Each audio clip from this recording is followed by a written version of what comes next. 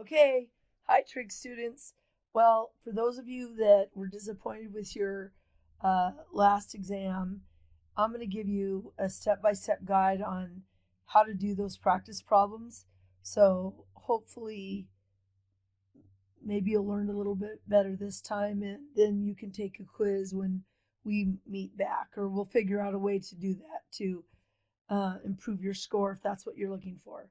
Okay, so when the instructions say find the exact value of each, every single time we're looking, when it comes to the identities, we're looking for you to use the sum or difference identities.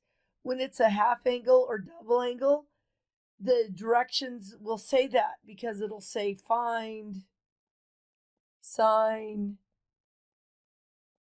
2 theta. Well, that's a double angle identity.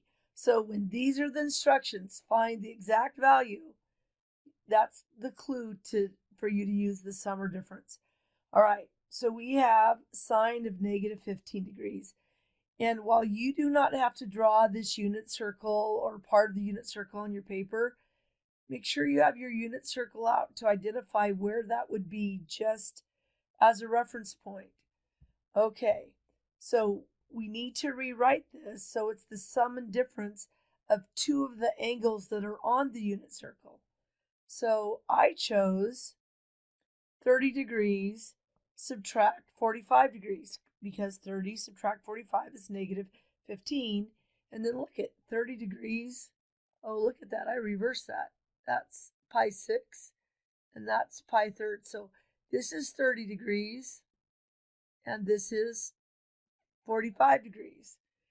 Then you look at your identity sheet, and for in this case, this sine difference identity, it's the sine difference identity says this: sine of A cosine B subtract whatever's inside, whatever operator is inside here, you go ahead and use in the identity. And cosine A times sine of B.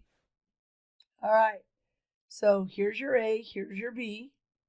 So we go ahead and plug that in. Sine of 30 multiply cosine 45, subtract cosine 30 degrees, sine 45 degrees, and then you can just use your unit circle. What is the sine value? Remember, sine is the y value, cosine is the x value. So sine of 30 is 1/2 times, remember, this is multiply right there, cosine of 45 is root 2 over 2. Okay?